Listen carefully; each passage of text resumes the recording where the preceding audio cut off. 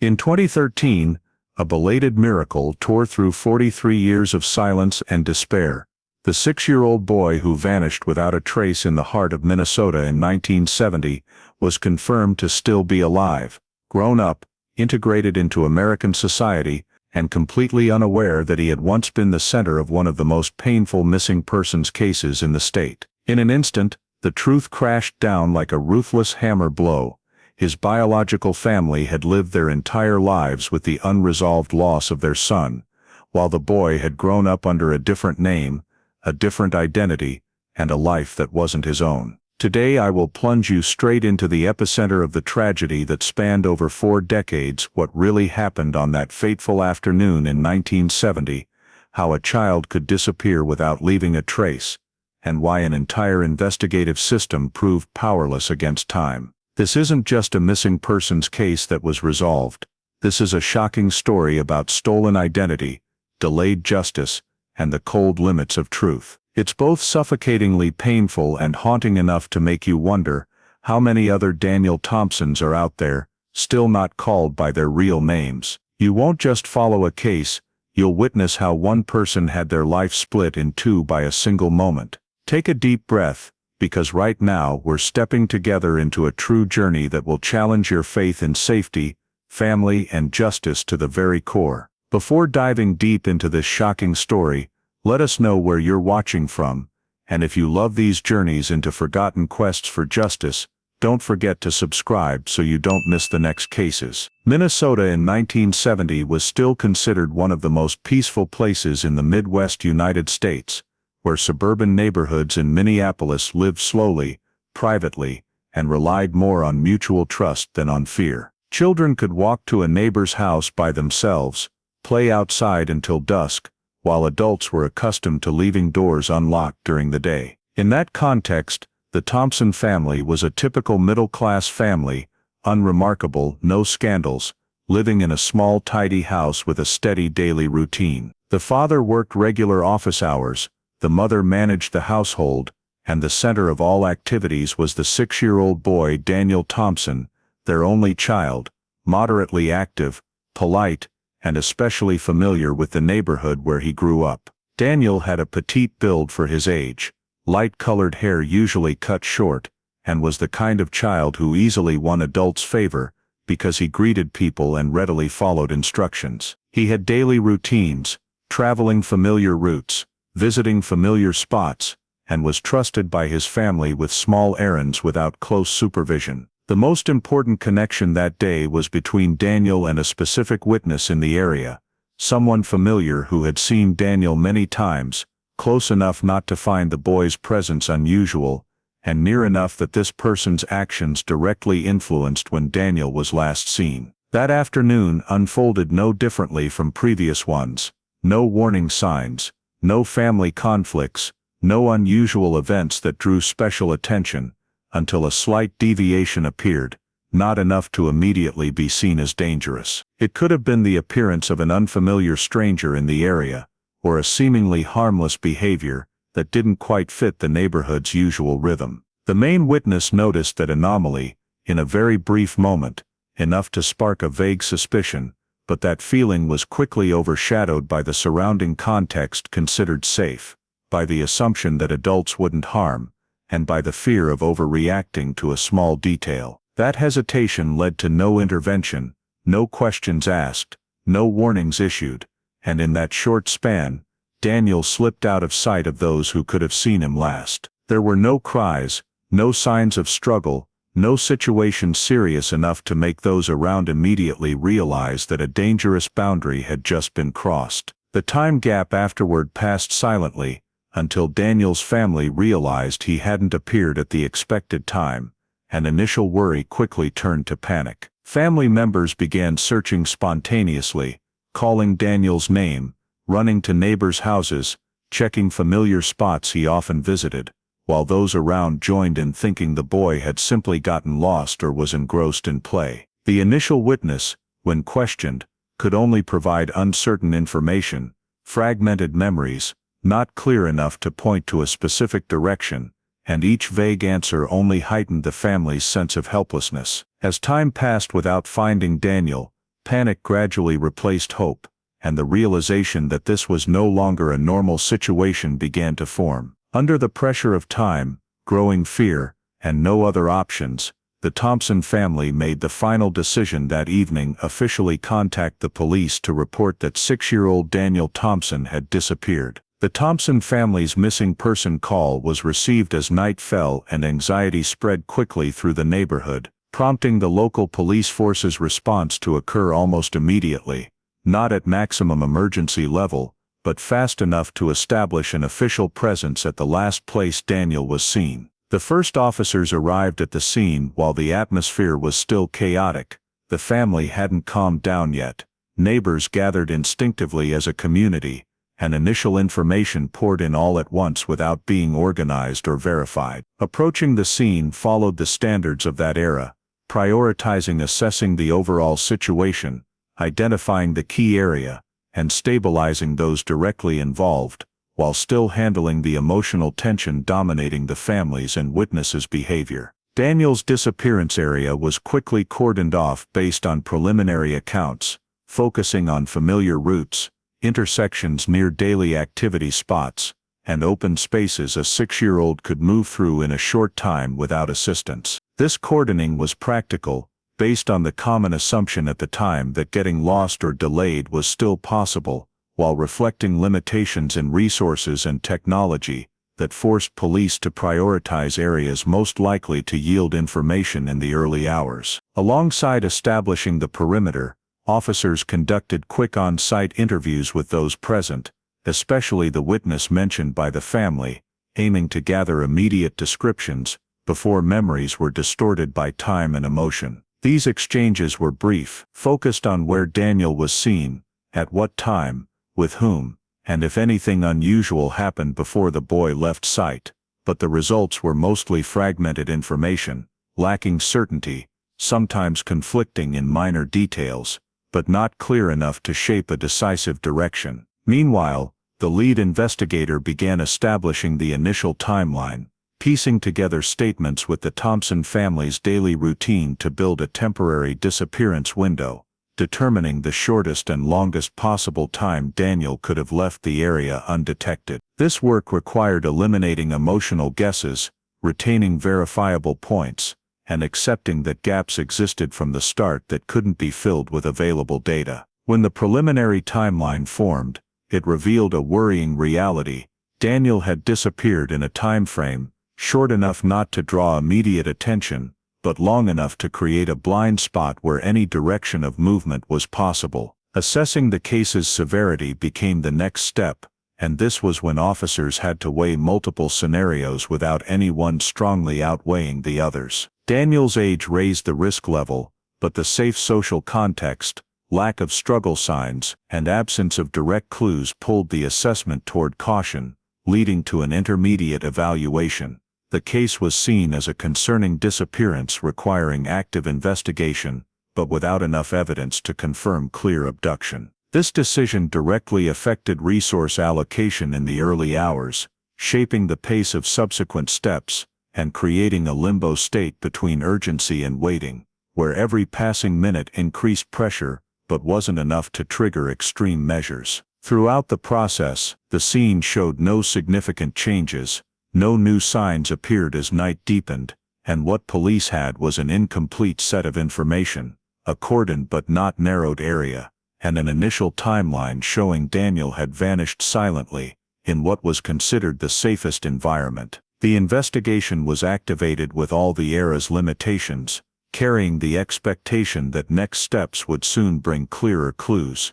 but even in those first hours, a sense emerged that this case didn't follow familiar patterns the local force had handled, and its severity might exceed what was visible on the surface. After the scene had been approached, and a preliminary timeline formed on the first night, the investigation's focus shifted to reconstructing as accurately as possible the chain of events just before Daniel Thompson disappeared, as this was seen as the only foundation to narrow the scope and determine reasonable directions for next steps. This work began with collecting detailed statements from the main witness, who had direct contact with Daniel that afternoon, and was the last confirmed to have seen the boy while everything was still normal. The witness's statement was taken systematically, not stopping at when Daniel appeared but delving into the context, interaction time, seemingly minor actions, and sequence of events before and after the moment Daniel left sight. Investigators tried to recreate the witness's entire thought process and behavior at that time, understanding that very small decisions, made in brief seconds, could become key links in explaining why Daniel vanished without clear traces. Alongside this statement, secondary witnesses in the area were also approached, including neighbors, passers-by, individuals who might have seen Daniel, or at least something unusual in the same time frame. These statements were often short, lacking detail, and heavily influenced by unstable memory, but were still fully recorded for later cross-referencing. Some witnesses claimed to have seen Daniel in different locations that afternoon, while others vaguely remembered a child resembling Daniel without confirming identity, creating a collection of information both rich and vague, requiring careful organization. When statements were compared, the cross-referencing process began revealing inconsistencies, not in a way that completely negated each other, but slight discrepancies in time, distance, and sequence, making the overall picture lack cohesion. Some witnesses said Daniel left the area earlier than the main witness's account, while others placed the boy in a position that logically could only occur if Daniel moved faster than a normal 6-year-old's ability. These contradictions weren't large enough to fully dismiss any statement, but enough to weaken the reliability of individual pieces, forcing investigators to find ways to reconcile or exclude based on more objective factors. Cross-referencing also showed that witnesses' memories began changing quickly after a short time, influenced by conversations among themselves, the neighborhood's shared tension, and the spreading fear as realization grew that this was no ordinary incident. In that context, investigators had to prioritize timelines confirmed by multiple independent sources, while marking details appearing in only one statement, as points requiring caution in use. Through this filtering process, key time gaps began to emerge, especially the short period between the last certain sighting of Daniel and when the family began spontaneous searching, a period where no witness could confirm seeing the boy. This gap, though only lasting tens of minutes, became decisive in evaluating the entire case, as it opened the possibility that Daniel left the area unnoticed, or was taken in a discreet enough situation not to trigger immediate reaction. Investigators tried to fill that gap by tracing possible movement paths, asking about direction, speed, and blind spots, but every effort hit the same limitation: no physical evidence or direct witnesses to confirm any assumption. When the final timeline was reconstructed at the most detailed level possible under the conditions, it didn't provide a definitive answer but only clarified a worrying reality: that Daniel had disappeared in a brief but complex chain of events beyond full human memory recreation.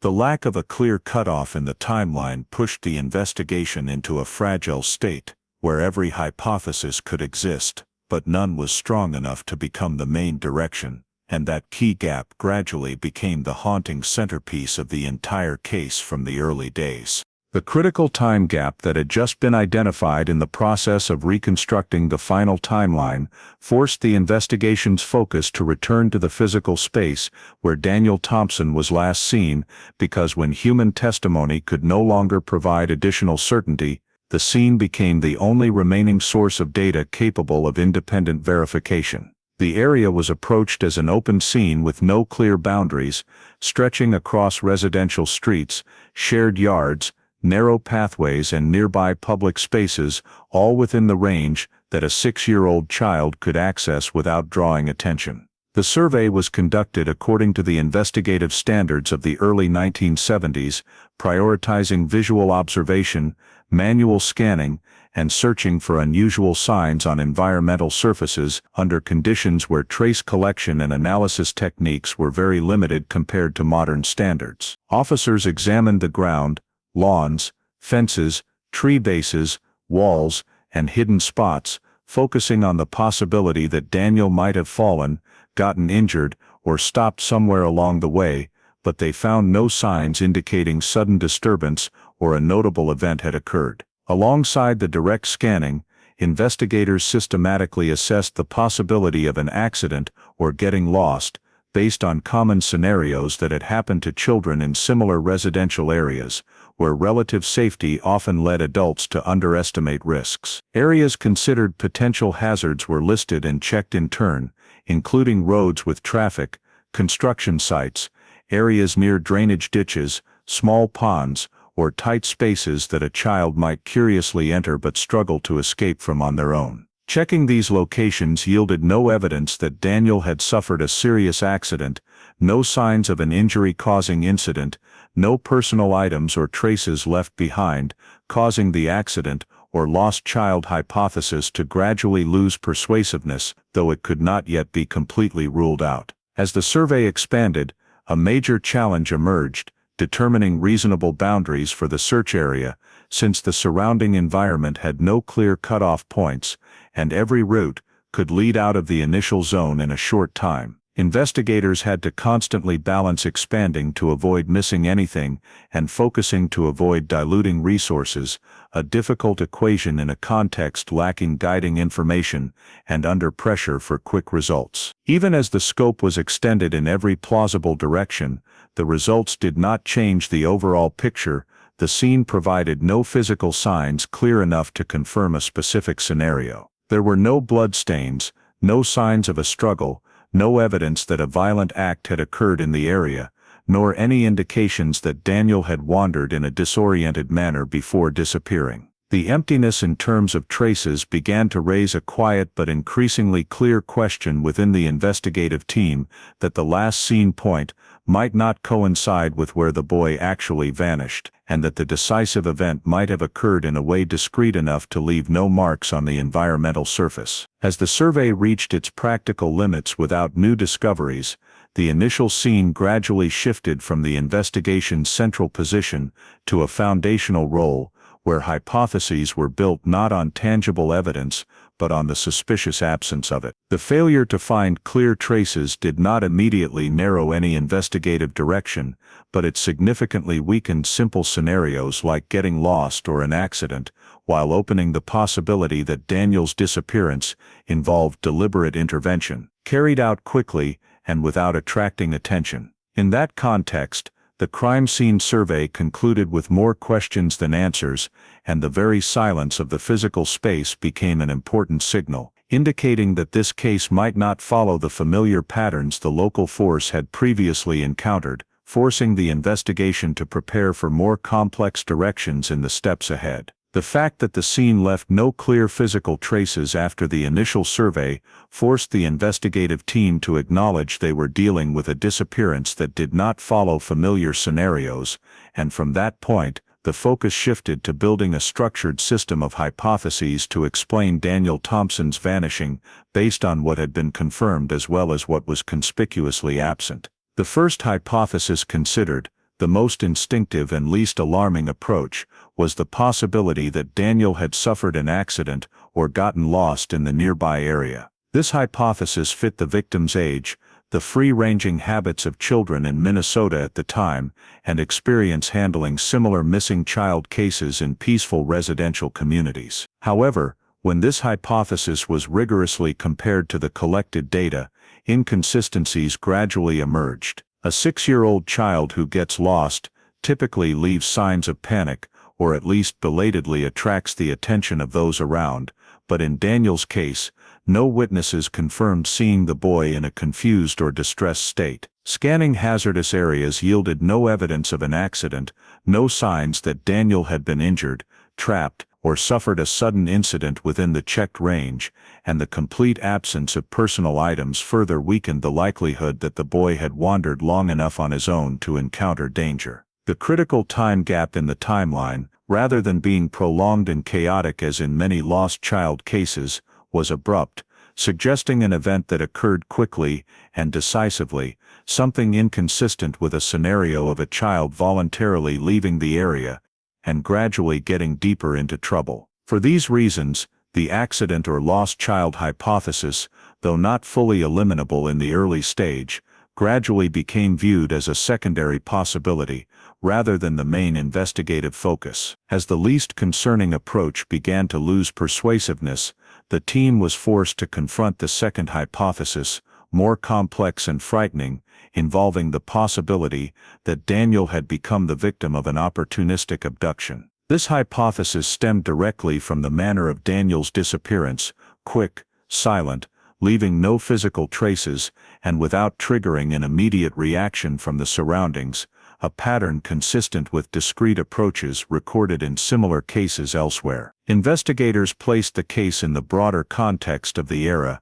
examining reports of transients, strangers who had appeared in the neighborhood, and instances of children being lured with seemingly harmless pretexts. However, pursuing this hypothesis soon encountered a major obstacle: the lack of reliable identifying information. Initial statements about unusual elements lacked enough detail to build a suspect profile, no consistent descriptions of appearance, vehicle, or direction of movement, and no witnesses firmly claiming to have seen clear coercive behavior. This left the opportunistic abduction hypothesis in a suspended state, logical but weak on evidence, forcing the team to keep it on the list of possibilities without being able to push strongly in a specific tracing direction. Alongside this, the third hypothesis, the most socially and psychologically sensitive, was raised cautiously, concerning the possibility that Daniel had been taken by someone familiar or an individual closely connected to the boy's daily environment. This hypothesis was based on the understanding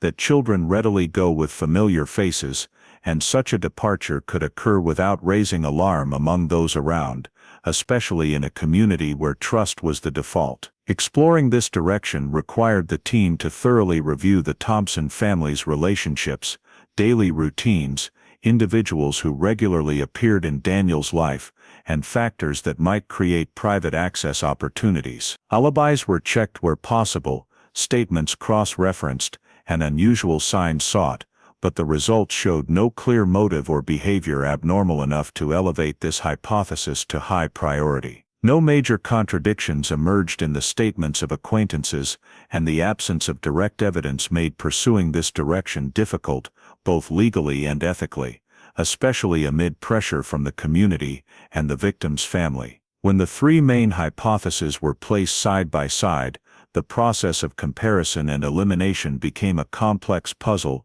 that did not allow hasty conclusions. The accident or lost child hypothesis was weakened by the lack of traces and the abrupt nature of the timeline. The opportunistic abduction hypothesis was reasonable in pattern, but lacked evidentiary support, while the familiar person hypothesis existed as a sensitive possibility, but without enough data to drive deeper investigation. The outcome of this process was not selecting a single direction, but clearly recognizing the limitations of each hypothesis, thereby adjusting expectations and investigative strategy accordingly. The parallel existence of the hypothesis accurately reflected the fragile state of the case at that time, where every possibility had gaps, and none was strong enough to serve as the central axis, creating a prolonged tense investigative situation, where every decision had to weigh advancing against the risk of dead ends. It was in that context that the team gradually realized Daniel Thompson's disappearance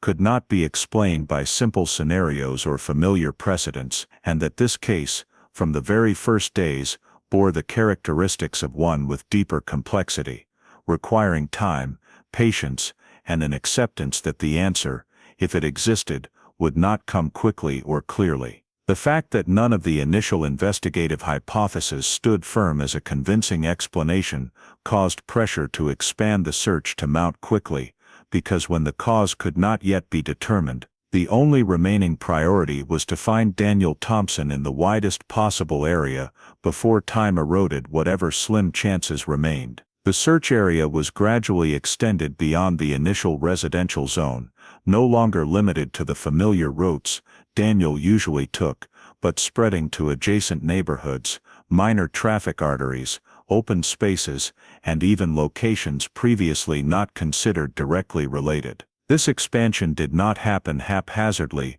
but was based on plausible scenarios drawn from the still coexisting hypothesis, From the possibility that Daniel had traveled farther than initially predicted to the chance that the boy had left the area by some means without being noticed. To meet the demands of scaling up, the local police began mobilizing additional personnel, coordinating with neighboring units, and calling for community support, turning the search from a purely professional effort into a collective activity. Residents in the area, accustomed to a peaceful pace of life, quickly joined voluntarily, dividing up to scan roads, vacant lots, parks, riverbanks and places accessible within an ever-growing radius. Community participation had two opposing sides. On one hand, it provided abundant manpower and broader coverage. On the other, it increased the risk of information noise, as too many people simultaneously offered opinions,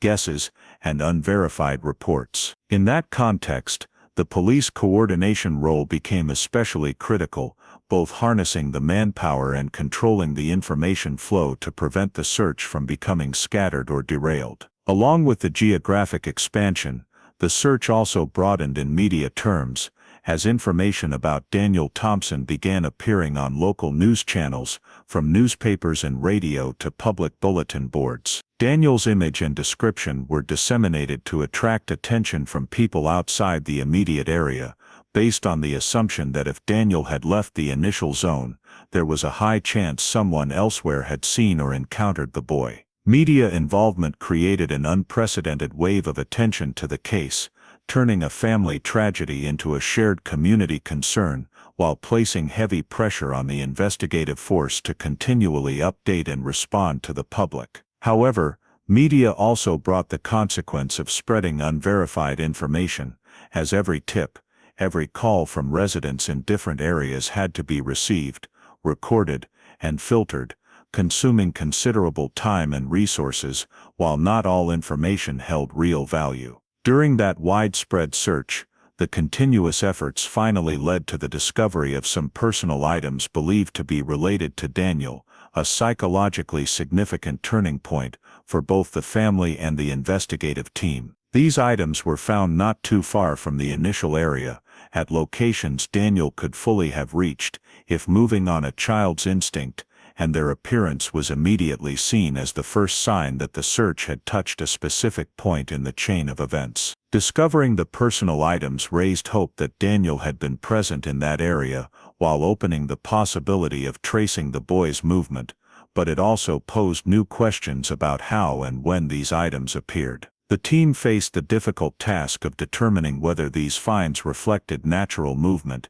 an accident, or the result of deliberate intervention meant to mislead. In a context of limited technology, analyzing the items relied mainly on discovery, location, condition, and logical connection to existing hypotheses rather than modern forensic methods that could provide clearer answers. Daniel's family, upon being informed of these finds, fell into a state of emotional turmoil, torn between hope that their son was still somewhere nearby, and fear that those items might be the last remaining signs. For the community, these discoveries increased participation and attention, making the search more urgent, but also heightening pressure and expectations for quick results. Nevertheless, continuing to expand the search based on the personal items did not bring the hoped-for breakthrough, as no further connecting traces emerged to determine a clear direction. The scanned areas grew ever wider, time passed ever longer, and resources, no matter how abundant, began facing practical limits. The strong community and media involvement, which had been a major driving force in the early phase, gradually turned into heavy pressure as each day without new developments reinforced the feeling that Daniel was no longer within range reachable by conventional search methods. The widespread search, though implemented on a large scale with multi-party coordination, ultimately revealed a hard-to-accept truth. Expanding the scope did not mean getting closer to the answer, and in Daniel Thompson's case, every effort seemed only to highlight the complexity of the disappearance further, where each new sign that appeared brought more questions than solutions, pushing the investigation into a phase where hope and deadlock coexisted. alongside the growing fatigue of those searching for a child who had vanished from their lives far too quietly. The expansion of the search effort and the discovery of Daniel Thompson's personal items did not lead to a clear direction, unintentionally creating an unavoidable side effect, a surge of tips from various locations, as more and more people believed they had seen the boy in places outside the initial investigation area. These tips came from everywhere, from neighboring districts, other towns in Minnesota, to farther areas where Daniel's image and description had been widely disseminated through newspapers and radio broadcasts. Each tip carried a certain degree of hope, because in theory, if just one of them was accurate, the entire case would take a completely different turn. In reality, however, most of these reports were based on fleeting observations, uncertain memories, or assumptions formed after the tipster had absorbed information from the media. The investigation team was obligated to receive and process each tip seriously, as no possibility involving a missing child could be ignored. But the sheer volume of information and its uneven quality quickly became a major burden on already stretched resources. The process of verifying sightings of Daniel often led to the familiar outcome: mistaken identity. Many children of similar age, build, and appearance appeared in different areas, and in the context of widespread public anxiety, people easily linked those images to the victim they had seen in the news. Some mistaken identifications were reinforced by superficial details like hairstyle or clothing, but upon closer examination, key factors of timing, location, and context did not match the reconstructed timeline. Continuously ruling out mistaken identities not only consumed time, but also gradually eroded the confidence of both the family and the investigation team, as each spark of hope was quickly extinguished when the truth was clarified. Meanwhile, tips from farther areas posed a different challenge, as verification required coordination with out-of-jurisdiction police units, leading to delays and complications in information exchange, especially in an era without a unified federal database like those in later decades. Each new lead arising from a tip forced the team to disperse resources, diluting the already limited focus, and in many cases, the result was just another dead end. This dispersion gradually reduced the overall effectiveness of the investigation, as there were no longer enough resources to both pursue new leads and maintain search pressure in the original core area. At the same time, constantly shifting between different investigative directions made the overall picture fragmented, lacking a strong central axis to guide subsequent decisions. In that context, false leads, though not stemming from malice, had a clearly negative impact, as they created the illusion of progress, while in fact only prolonging the stalemate. The Thompson family, upon being informed of each new tip, had to repeatedly endure the cycle of hope and disappointment, a psychologically exhausting process that gradually weakened their resilience and belief that their son would soon be found. For the investigation team, pressure from the public and media, which had been strongly fueled during the wide area search phase, began shifting to skepticism and questioning as more and more tips were announced and then debunked. The absence of any valuable new leads after a long period of processing tips caused the investigation to enter a marked decline phase, not due to lack of effort, but due to lack of data that could lead to a breakthrough. Directions once considered promising were gradually closed due to lack of basis for continued pursuit, while initial hypotheses were not reinforced with new evidence. This decline did not happen abruptly, but manifested through small yet significant changes, such as reduced frequency of investigative meetings, no further expansion of the search area, and reallocation of personnel to prioritize other pending cases. In that context, the investigation into Daniel Thompson's disappearance gradually shifted from an urgent state to a maintenance state, where the goal was no longer immediate search, but ensuring no potentially emerging information in the future was missed. The lack of new leads, reliable witnesses, and clear physical evidence made the case fragile, easily pushed to the margins in an investigative system constantly facing new priorities. Nevertheless, the decline of the investigation did not mean the case was immediately forgotten. Rather, it was a difficult transitional phase, where hope still lingered, but grew increasingly faint, and each passing day without progress widened the gap between Daniel and the possibility of being found, using the methods then in use. The marked decline of the investigation in the final phase, following numerous false leads and verification efforts that yielded no results, forced authorities to confront a difficult reality. Daniel Thompson's disappearance was approaching the limits of what could be achieved with available methods and resources. A comprehensive reassessment of the entire investigative process was conducted, not in a spirit of surrender, but as a final effort to determine whether any viable direction remained untapped, or any serious errors needed correction. Investigators reviewed every stage, from the initial response, timeline reconstruction, scene surveys, hypothesis development and comparison, to the wide-area search and handling of external tips, with the goal of identifying an overlooked intersection or an undervalued clue amid the pressures and limitations of the time. However, this reassessment yielded no significant new discoveries, as most directions had already been pursued to the maximum allowed by evidence, and key gaps remained unfilled by concrete data. The absence of additional reliable witnesses,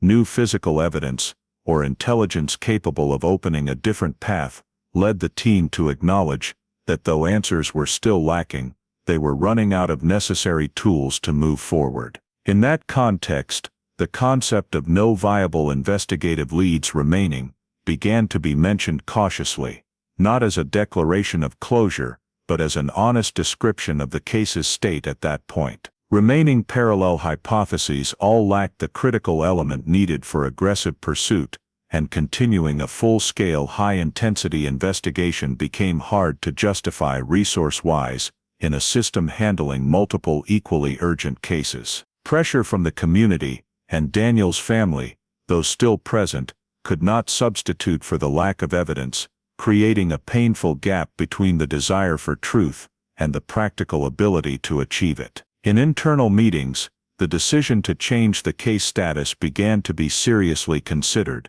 with the understanding that this was not an absolute closure, but a shift in management and prioritization. Moving the case to cold case status meant acknowledging that conventional investigative methods had been exhausted, and any future progress would likely depend on external factors, such as new information emerging, an unexpected witness coming forward, or technological developments not yet available. This decision was made in a psychologically heavy context, as it marked a pivotal turning point in the search for Daniel, where hope was no longer tied to immediate action, but shifted to passive waiting. When the file status was officially changed, accompanying procedures were implemented systematically, including organizing, categorizing, and archiving all documents, reports, statements, and physical evidence collected throughout the investigation. The scant items of evidence related to the case,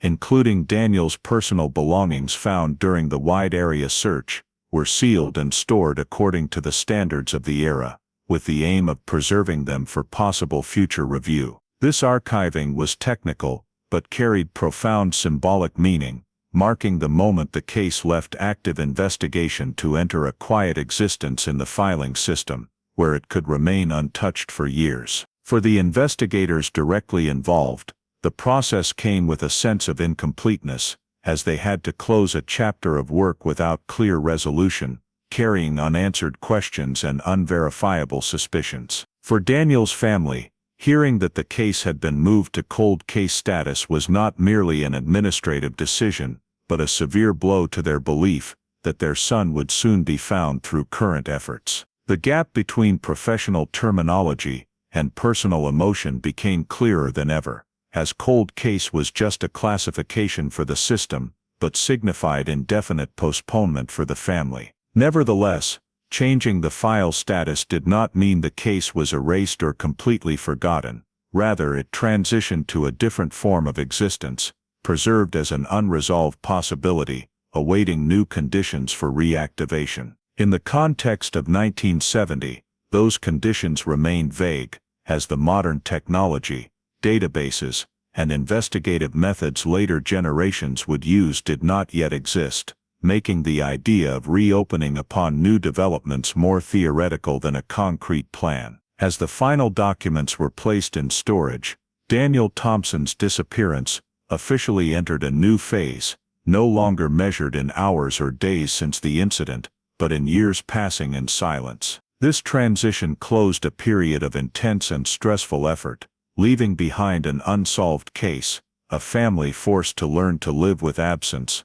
and an investigative system compelled to accept that, at least at that time, the truth remained beyond the reach of all those seeking it. The official transfer of the file to cold case status caused Daniel Thompson's disappearance to fall into a prolonged silence within the investigative system, but at the same time, elsewhere, a child named Daniel continued to exist and grow up, completely detached from the search efforts, reports, and the unending pain of his biological family. Under a different identity, Daniel entered a new life trajectory, where every element forming his personal identity was shaped by his current environment rather than his true origins. This identity was not a temporary shell, but the only reality he knew, reinforced daily through how others addressed him, how he was introduced in social relationships, and basic documents confirming his existence in administrative life. In that world,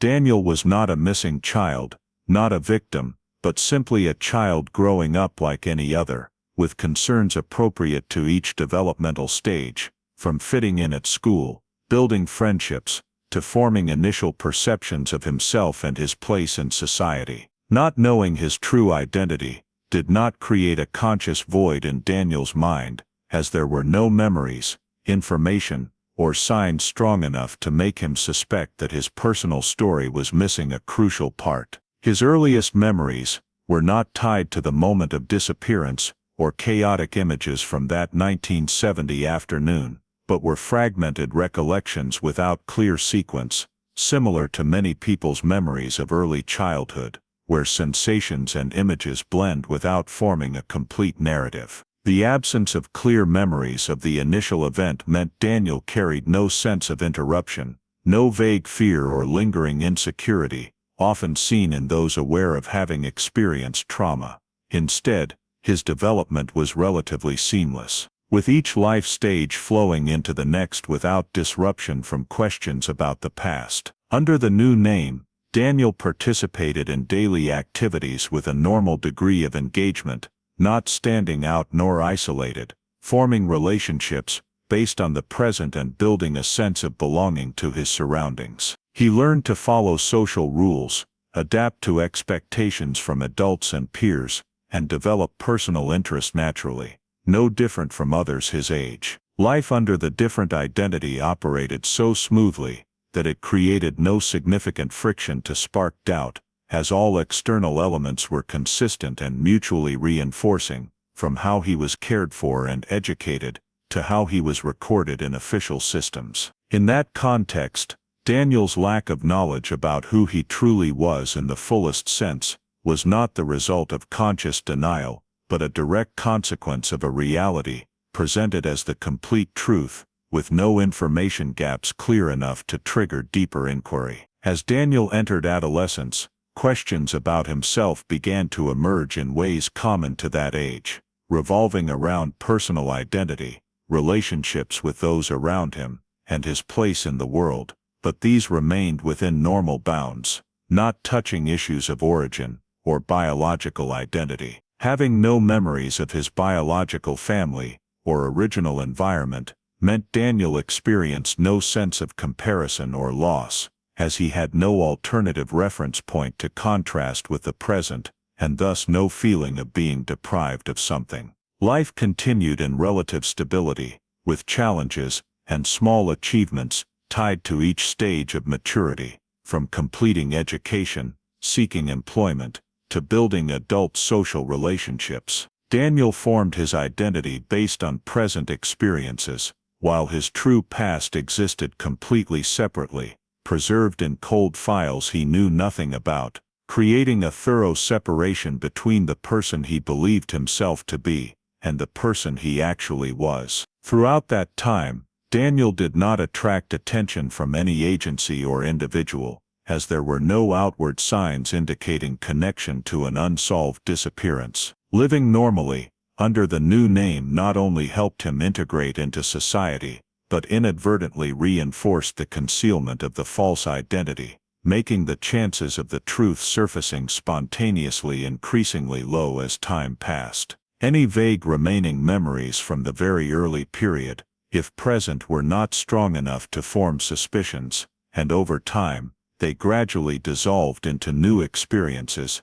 becoming unnamed sensations rather than specific images or stories. The victim's perspective in this phase was thoroughly passive, as Daniel was unaware of being a victim of any event, and thus exhibited no coping behaviors, no efforts to search or overcome trauma in the usual sense. He lived his life based on the information provided to him, making decisions appropriate to the reality he believed complete, while the truth was delayed, not by active concealment on his part, but by the smoothness and consistency of a life built on seemingly solid foundations. This prolonged normality, viewed from the outside, might be seen as an enviable form of stability, but placed in the case context, it highlighted a profound paradox. A person could simultaneously be the center of an unresolved tragedy, and an individual living a life entirely uninterrupted by that tragedy. While the case file lay untouched in storage, beyond the reach of investigative hands, Daniel continued to exist, mature, and adapt, carrying an identity, not his own without suspicion, and a past completely severed from his present. This thorough separation created a profound lag between truth and perception, making Daniel's life a living testament to how time can both heal and conceal, and showing that in long-term disappearances, silence exists, not only in the files but permeates deeply into the victim's life itself, shaping them in ways that no one, including themselves, could recognize at the time. The prolonged normality of the early years under the new identity continued to shape Daniel's maturation in a quiet but lasting way as he passed through developmental stages without ever realizing that the foundation of his life was built on a concealed truth. The new environment in which Daniel grew up bore no marks of rupture or overt conflict, stable enough for him to adapt and develop in step with the surrounding society, from education and work to increasingly expanding social relationships. Maturing in this context did not create a sense of alienation, because Daniel had never known a different standard for comparison, and thus every experience was accepted as a natural part of life. The substitute family relationships played a central role in forming Daniel's personality, providing him with basic emotional support, discipline, and social orientation, even though these relationships were built on a foundation that did not reflect biological reality. Within that family structure, Daniel learned how to address people, learned to conform to the roles assigned to him, and formed attachments based on daily interactions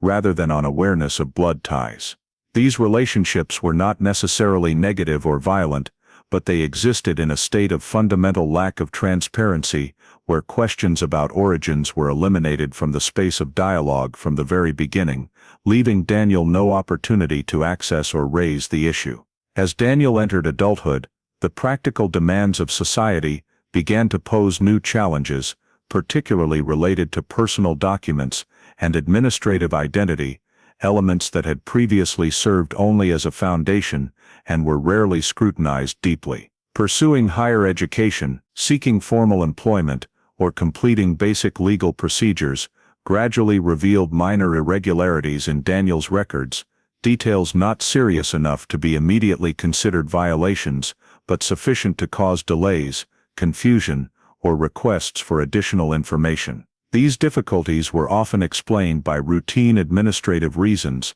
such as archiving errors, regulatory changes, or lack of synchronization between systems, and thus did not create a large enough flashpoint to force Daniel to doubt his identity more deeply. However, over time, the repetition of these administrative glitches began to create a sense of discontinuity, as important documents did not fully align with one another, or provide a clear chain of information about Daniel's existence from birth to the present. These prolonged irregularities did not appear all at once, but accumulated gradually, each time like a small crack in the overall picture, enough to cause discomfort, but not enough to shatter the entire structure. Daniel dealt with these situations by adapting, finding temporary solutions, or accepting the explanations provided, because in his perception, the problem lay in the system, rather than in himself. The substitute family relationships, while providing emotional stability, also inadvertently became a buffer, as sensitive questions about documents or origins were often discouraged or quickly redirected, creating an environment where deeper inquiry was not seen as necessary. In the process, Daniel continued to build his adult life, forming relationships outside the family, joining the workforce, and shaping his social identity based on the roles he assumed in the present. The administrative irregularities, though present, remained secondary to more practical priorities, like work, personal responsibilities, and social relationships, so they were not addressed decisively, but only patched when necessary. The prolongation of this state created a paradox, in which Daniel was both a normally functioning citizen in society and an individual carrying an identity that did not fully match the system he was participating in. Living under a different identity for a long time made the initial discrepancies harder to detect, as they had been integrated into daily life as part of reality, and any effort to separate them for examination would require a level of suspicion that Daniel had never had reason to develop. Meanwhile, the prolonged minor irregularities still quietly accumulated, creating a fragile foundation for the future, where a single sufficiently large administrative or legal event could expose the fundamental contradictions of the identity Daniel was carrying. However, at this stage of the story, life under the different identity continued by inertia, with Daniel focused on maintaining stability, adapting to emerging difficulties, and moving forward, without knowing that the very irregularities he viewed as minor annoyances were signs of a larger truth waiting to be discovered. The administrative irregularities that had appeared sporadically in Daniel's adult life under the different identity, which he had regarded as ignorable technical glitches, gradually accumulated to the point where they could no longer be simply explained by system errors or procedural delays, forcing Daniel to confront the feeling that something was fundamentally mismatched in his personal records. The first clear signs manifested through inconsistencies between different types of administrative documents, where key information markers, such as place of birth, date of birth registration, or residency history, did not form a seamless chain, as they should for a citizen fully recorded from birth. These records existed in parallel, without directly contradicting each other, but when placed side by side, they revealed inexplicable gaps, omitted segments of information, or details that could not be independently verified, creating a more fragmented administrative picture than normal. For many years, Daniel had been accustomed to accepting technical explanations for these issues, but as their number and frequency increased, doubt began to form quietly, not as a clear conclusion, but as a growing unease that was increasingly hard to dismiss. The pivotal point that made this feeling more concrete was the irregularities related to the Social Security number, a foundational element in the U.S. identification system, and something Daniel was required to use in many critical aspects of adult life. The Social Security number attached to the identity Daniel was using did not fully align with other administrative data, sometimes not being immediately verified in interconnected systems, or requiring additional checks when cross-referenced with older records. These glitches, though not leading to accusations or immediate legal consequences, were enough to disrupt important procedures, forcing Daniel to face the question of why a piece of information considered core did not function smoothly, as expected. As these difficulties repeated, continuing to view them as random became less convincing, and a new suspicion began to form, no longer directed outward at the system, but inward at the very origin of the identity Daniel was carrying. The suspicion about origins did not emerge as a sudden shock, but developed gradually through comparing what Daniel knew about himself with what the record showed, as questions once overlooked now began to be asked again with greater seriousness. Daniel started to realize that there was very little specific information about his early life, and what existed was often general, lacking detail, or unable to be verified through independent channels. The stories told in the substitute family, sufficient to create a minimal sense of personal history, did not provide specific timelines or events to cross-check with official documents, making verification nearly impossible. This absence, when viewed through the lens of administrative irregularities, began to take on a different meaning, not as harmless vagueness, but as a sign that there might be a layer of truth yet untouched. Under increasing pressure from administrative requirements and the feeling that his identity was not fully recognized by the system, Daniel began to consider actively investigating his background, not with the goal of seeking a dramatic story, but to resolve the practical issues hindering his life. This decision was not made easily, as it meant questioning the foundation of the substitute family relationships and accepting the possibility that what he had believed up to now might be incomplete. The initial investigation proceeded cautiously, focusing on gathering and comparing existing documents, searching for old records, and trying to identify information markers that could clarify the gaps in his personal file. However, this effort quickly revealed clear limits, as official sources provided no additional data beyond what Daniel already knew, and questions about his early life still found no specific answers. The initial impasse did not reduce the suspicion, but instead reinforced the feeling that the lack of information was not random, but possibly the result of some process that had occurred very early on. Daniel began to realize that the problem was not just a single erroneous administrative detail, but the entire identity structure he was using, a structure seemingly built enough to function in everyday life, but not solid enough to withstand thorough scrutiny. In that context, the background investigation gradually shifted from an effort to fix technical glitches to a deeper inquiry into origins, where each new piece of information discovered, however small, carried the potential to change how Daniel viewed himself. This shift did not occur in a state of panic or drama, but in a prolonged process of reflection, where Daniel had to weigh continuing to accept an imperfect but familiar reality against pursuing a truth that could disrupt his entire current life. The signs of a false identity, once seen as administrative annoyances, now became the first clues leading Daniel to the realization that the story about himself might never have been fully told, and that to continue living fully in society, he might have to confront questions he had never needed to ask before. The suspicions about identity no longer remained at the level of vague unease, but had become a real issue, obstructing daily life, forcing Daniel to make a turning-point decision to actively trace his own origins in order to end the limbo state between acceptance and doubt. This decision did not stem from momentary curiosity or a desire for a dramatic story, but from the very specific need to clarify the accumulating and increasingly inexplicable administrative contradictions, as well as from the feeling that he was living on an incomplete informational foundation.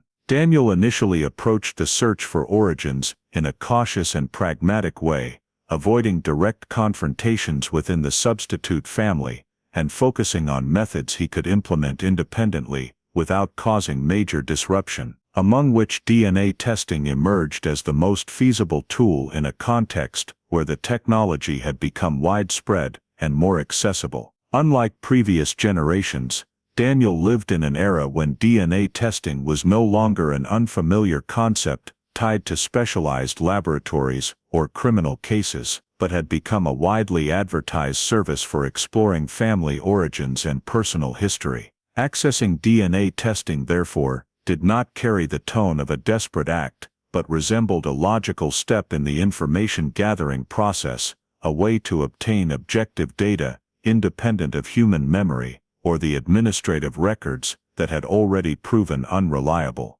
Daniel researched the types of tests, how they worked, and their accuracy, weighing the search for answers against the potential psychological consequences if the results were not as expected, while also confronting the possibility that the test could open up even larger questions than those he was trying to resolve. The preparation process took place in silence, as Daniel was not yet ready to share his suspicions with many people, and keeping the decision private helped him maintain a sense of control in a phase already full of uncertainty. The sample collection was performed according to standard procedures, simple and without major disruption, an action that was technical in nature but carried profound symbolic meaning, as it marked the first time Daniel actively sought the truth about himself through a means independent of the stories that had been told to him up to that point. The DNA sample was then sent off, accompanied by the necessary basic information,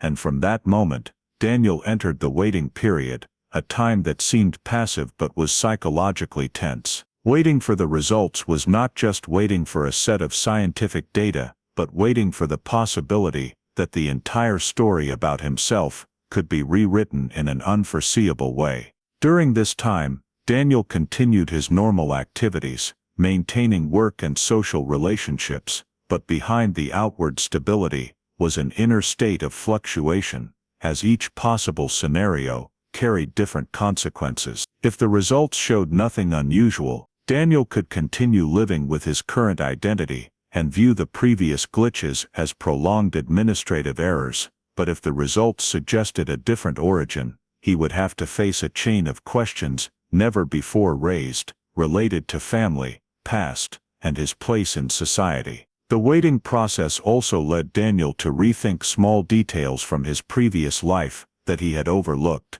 the incomplete stories, the silences in accounts of his childhood, and the vague information markers once accepted without question. These thoughts did not lead to immediate conclusions, but they created a new psychological context, where Daniel no longer viewed the present as obvious, but began to see it as a surface layer that could conceal many deeper truths. Waiting for the DNA test results thus became an important transitional phase, not because it brought specific action, but because it marked a change in how Daniel perceived himself, from someone who accepted the given identity to someone who actively inquired and verified. The time passing in that limbo state did not diminish the initial resolve, but instead reinforced the feeling that whatever the results, the search for answers had become irreversible. As Daniel continued his daily life while waiting, the parallelism between the normal surface and the inner stream of thought became increasingly evident,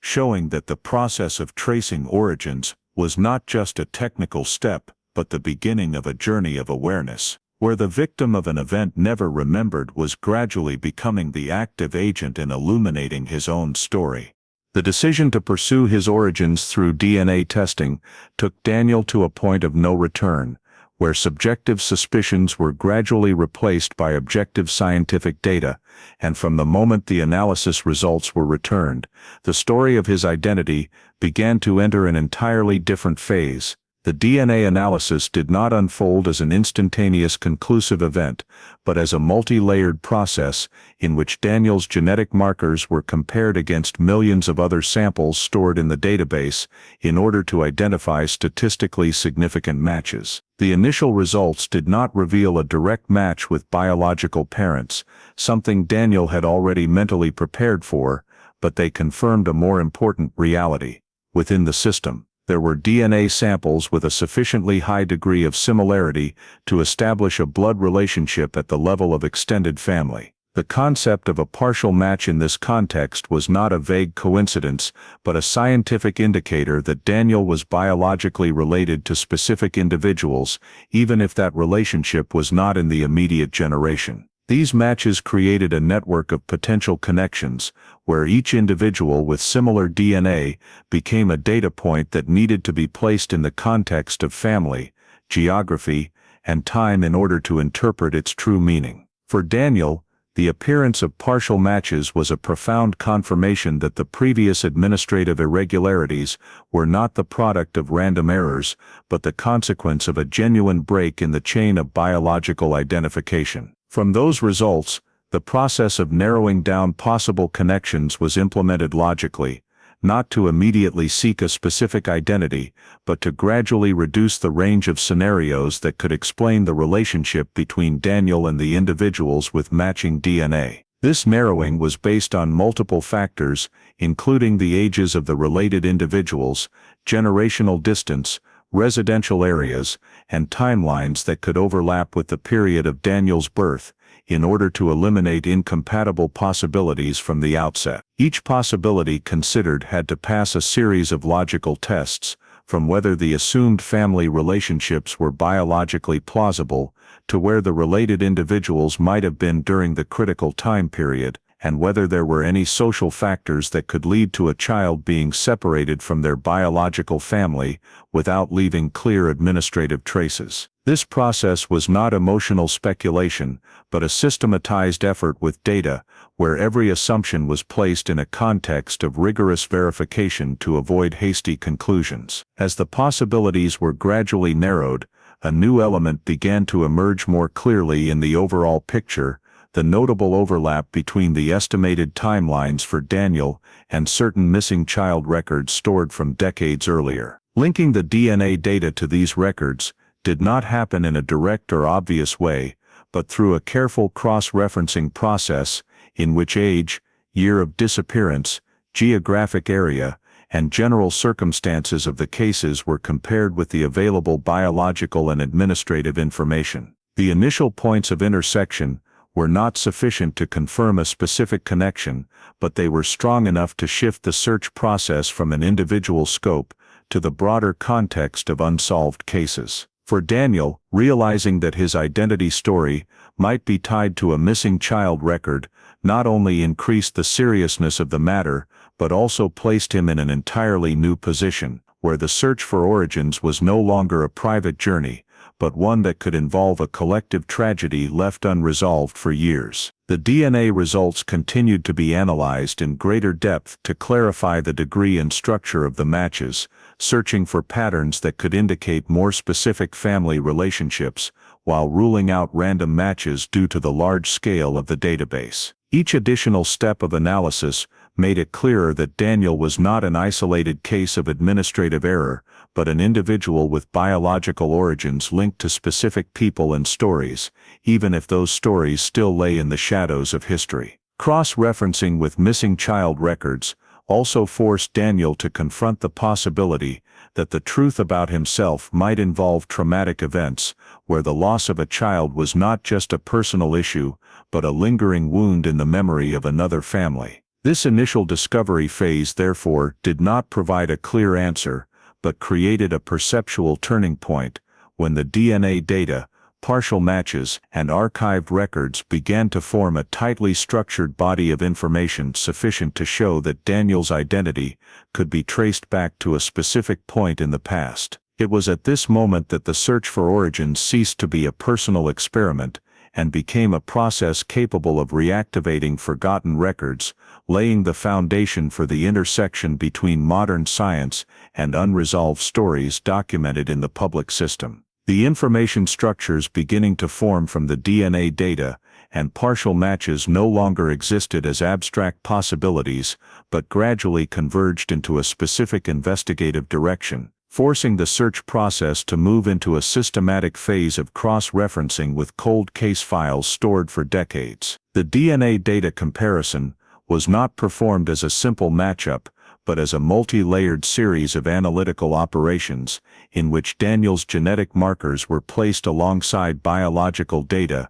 and administrative information related to missing child cases with matching timelines, ages, and contexts. This process required simultaneously considering biological consistency, geographic fit, and circumstantial factors, in order to eliminate cases that were only statistically similar but had no realistic connection. As the data was sorted and filtered, one file began to stand out with a significant degree of matching, not only in indirect DNA indicators through blood relatives, but also in the sequence of timelines related to the disappearance of a child in Minnesota in 1970. Identifying the match with the Daniel Thompson case did not occur as an instant confirmation moment, but as the result of a careful elimination process in which each factor was independently verified to ensure that the coincidence was not random or due to missing data. The victim's age in the cold case file, the time of disappearance,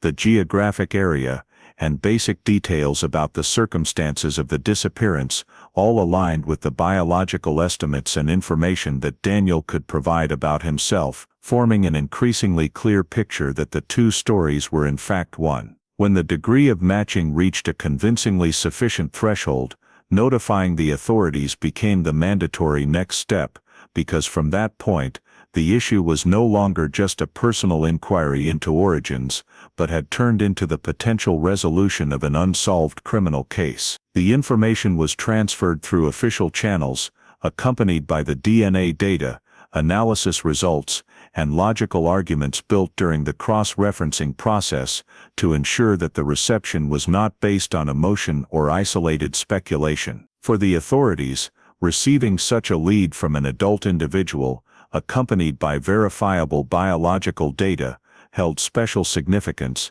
as it opened a rare opportunity to reconnect a file that had lain dormant in storage for many years. The initial verification process was launched to check the integrity of the data, assess the reliability of the DNA results, and determine whether the provided information had sufficient grounds to reactivate the case. When preliminary checks revealed no serious discrepancies and the information points continued to show significant alignment, the decision to reactivate the case began to be considered seriously. Reactivation did not mean immediately launching a full-scale investigation as in the initial phase, but rather shifting the status from passive storage to active monitoring and handling by the specialized unit. In this context, the Daniel Thompson file was removed from storage, old documents were re-examined in light of the new data, and hypotheses that had previously existed but could not be verified began to be reassessed with more modern tools. The connection between Daniel's DNA data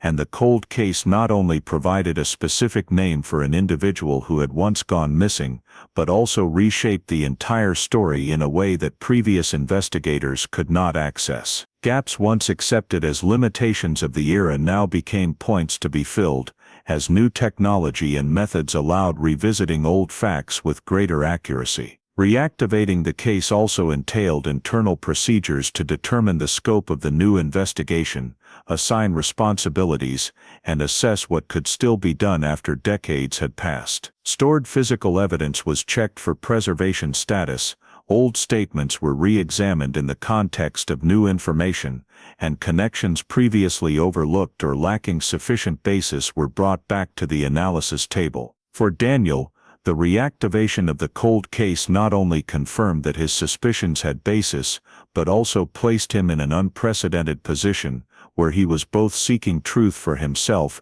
and the key to reopening a case that time had cooled. This process did not unfold publicly or noisily, but at the cautious pace of the legal system, where every step had to be carefully weighed to avoid errors that could harm both the investigation and the people involved. When the case was officially removed from cold case status, it not only marked the return of a file in the system, but also restarted an interrupted chain of responsibility, where unanswered questions from 1970 were allowed to be asked again, this time with the support of modern science and a living witness who had not existed before. The connection between Daniel and the Daniel Thompson file thus ceased to be an assumption based on data matches and became a concrete link between present and past, setting the stage for a new investigative phase, where the focus was not only on uncovering historical truth, but also on determining responsibility, context,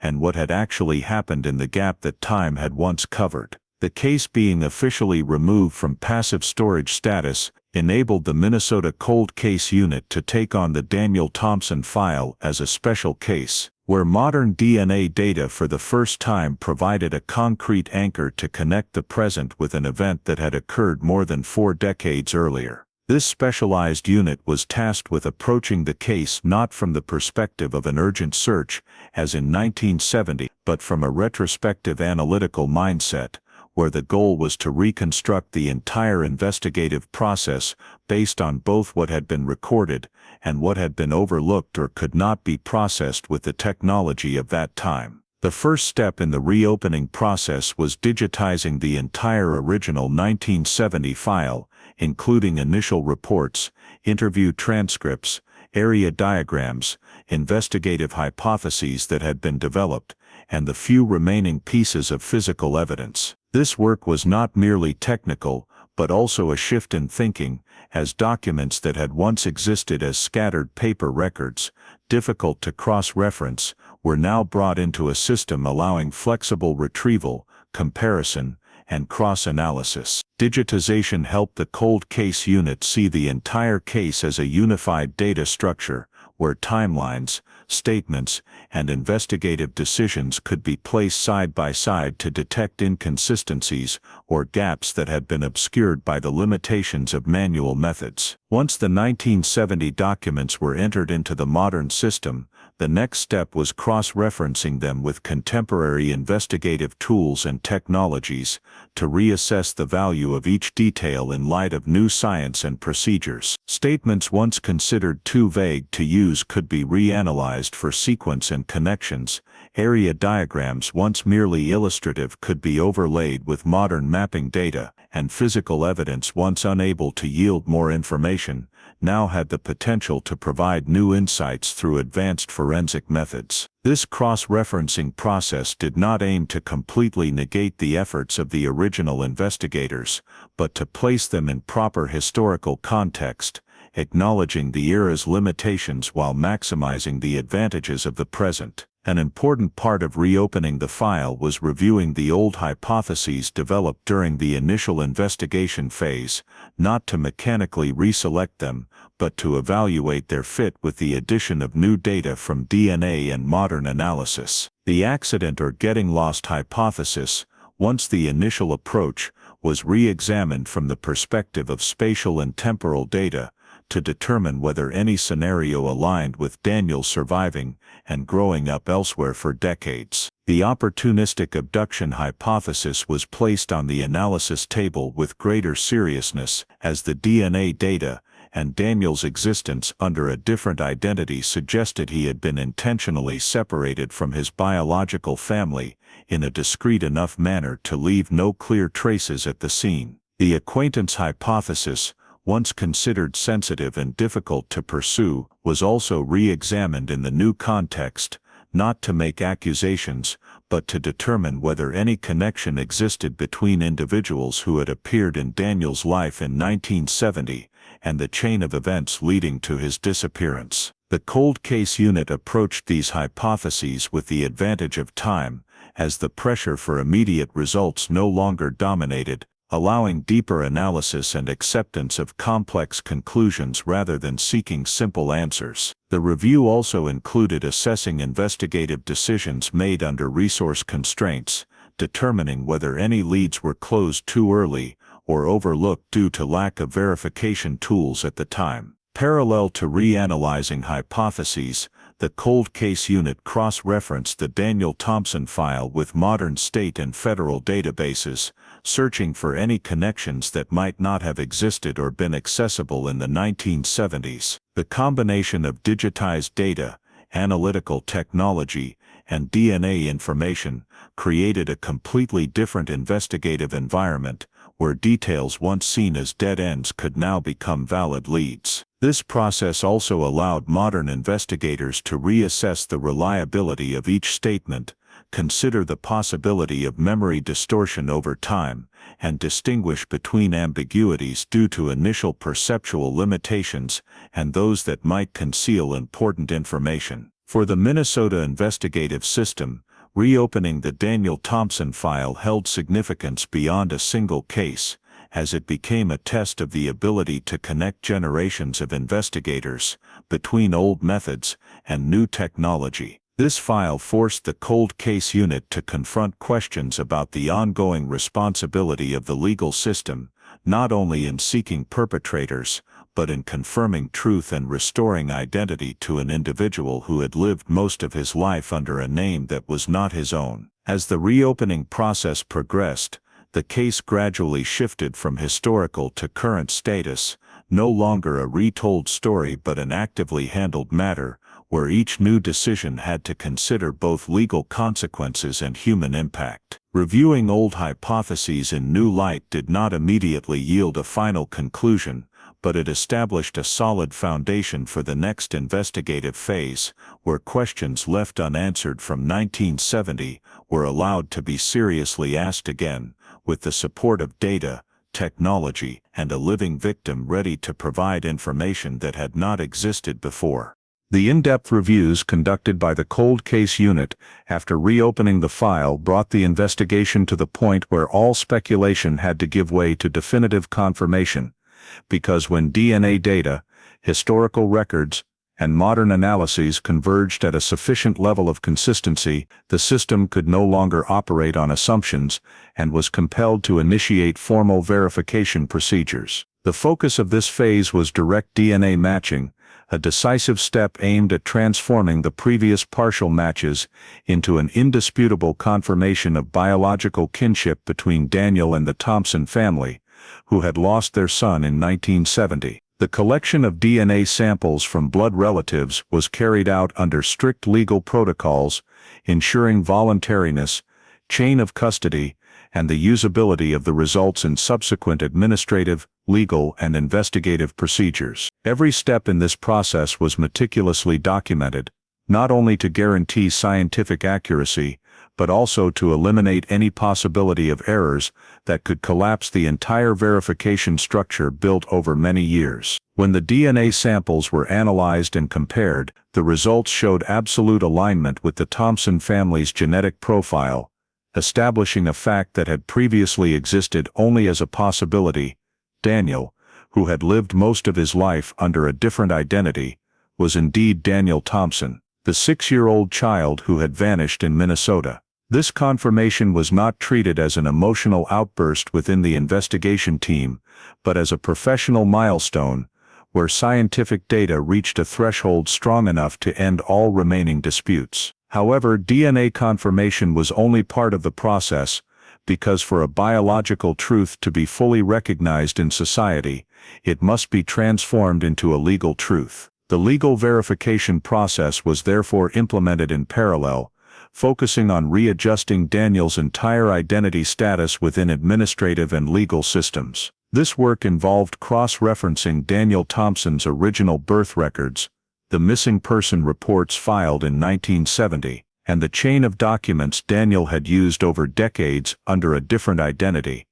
in order to construct a logical timeline explaining how an individual could legally exist in society with an identity that did not reflect his true biological origins. Relevant agencies had to coordinate to ensure that the confirmation did not create new legal gaps while preparing the groundwork for adjusting Daniel's documents, rights, and obligations in the future. When the basic legal elements were verified and no irresolvable contradictions were found, the case file's status was officially updated in the investigative system, shifting from missing child whereabouts unknown to living victim, identity confirmed. This change carried significance far beyond an administrative action, as it marked the end of a phase lasting more than 4 decades, during which Daniel Thompson existed as a name suspended between hope and loss. For the investigative system, updating this status reshaped the entire case, shifting the focus from the question of where Daniel had gone to the question of what had happened for a child to disappear from his family and live under a different identity for so long. However, before any expanded investigative steps could be taken, a deeply human task had to be carefully prepared, informing the Thompson family that their son was not only alive but existing as an adult, with a completely different life. Preparing this notification was regarded as one of the most sensitive phases of the entire process, as it required careful balancing between the duty to provide the truth and the responsibility to minimize psychological harm. The investigators and involved experts had to assess the Thompson family's current state, the losses they had endured, the way they had learned to live with the void over many years, and their capacity to receive information that could upend their entire perception of the past. At the same time, the preparation also had to account for Daniel's psychological state, as he had just confirmed his true identity, and was facing the prospect of confronting a biological family he had no direct memories of, yet one tied to his entire biological existence. Confirming that Daniel Thompson was alive was thus not merely the outcome of a series of scientific and legal analyses, but the intersection of multiple layers of responsibility, where every decision could have long-lasting impacts on the lives of those involved. During this phase, all information was tightly controlled and not released externally, to avoid media pressure and allow the involved parties the necessary time to prepare psychologically. The truth had been established, but the manner in which that truth was delivered was no less important than the truth itself, because for the Thompson family, this was not just the answer to a question lingering for over 4 decades, but the opening of an entirely new chapter, where hope and pain existed side by side. For the Minnesota investigative system, confirming Daniel Thompson was alive became a rare moment where modern technology not only resolved an old case, but also restored identity to a person who had been deprived of it for most of his life, laying the foundation for subsequent steps that needed to be taken with the utmost caution and responsibility. Confirming that Daniel Thompson was alive and had his true identity restored, shifted the investigation's focus to a more complex and harder-to-answer question: how a 6-year-old child could leave his biological family's life in Minnesota in 1970 and survive for decades under a different identity without being detected. The cold case unit began the tracing phase by reconstructing Daniel's potential movement routes at the time of his disappearance, based on all digitized historical data, including witness statements, area maps, traffic conditions, and recorded timelines from the day of the incident. This reconstruction did not aim to precisely recreate every step, which was no longer feasible after decades, but to identify the most plausible scenarios for how Daniel could have been removed from the initial area without leaving clear traces. Investigators analyzed the possibility that Daniel was transported by private vehicle in the short window immediately after his disappearance, exploiting gaps in supervision and the lack of synchronized traffic control systems of that era, when license plate recording, street cameras, or checkpoints were virtually non-existent. Alongside reconstructing movement routes, a key investigative direction was the possibility that Daniel was taken through illegal adoption, a reality not uncommon in the 1960s, 1970s context, when adoption management systems were not yet tightly standardized, and many child transfers occurred outside legal frameworks. The cold case unit reviewed adoption records within and outside Minnesota from that period, searching for cases with matching timelines, ages, and circumstances to Daniel's, while cross-referencing with existing DNA data to determine if any undetected biological links existed. However, this review faced significant limitations, as many records had been lost, incompletely archived, or protected by strict privacy regulations, making access and comparison difficult. Moreover, the possibility that Daniel was taken through an informal agreement, leaving no official administrative trace, further reduced the chances of finding concrete evidence after decades. Beyond the illegal adoption hypothesis, the possibility of a quiet abduction was seriously considered, not following the typical pattern of violence or ransom demands, but according to a scenario where an individual or couple deliberately separated Daniel from his biological family, with the intent of raising him long-term.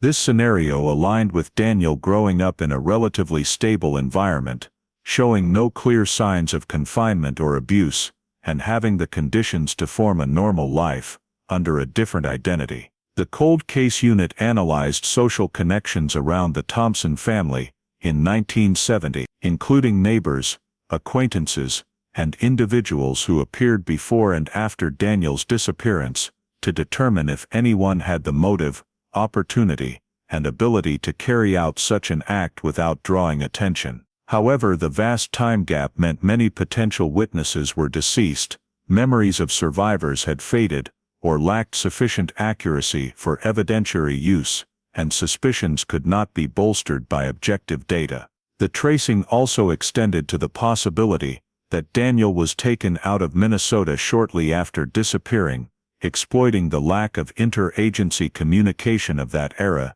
to establish a new identity elsewhere. Investigators examined interstate movement scenarios, cross-referencing demographic changes, residency records, and cases of late or irregular birth registrations, but most potential leads remained at the level of speculation, insufficient to identify a specific individual or action. As each investigative direction was examined and compared, one reality gradually became clear. While plausible scenarios for how Daniel was taken could be outlined, precisely determining who did it, and how exceeded the legal system's ability to prove after decades. Physical evidence was virtually gone, administrative records were deficient, and witness statements did not meet the reliability standards needed for criminal prosecution. The cold case unit had to confront the limits of retrospective investigation, where historical truth could be understood to a certain degree,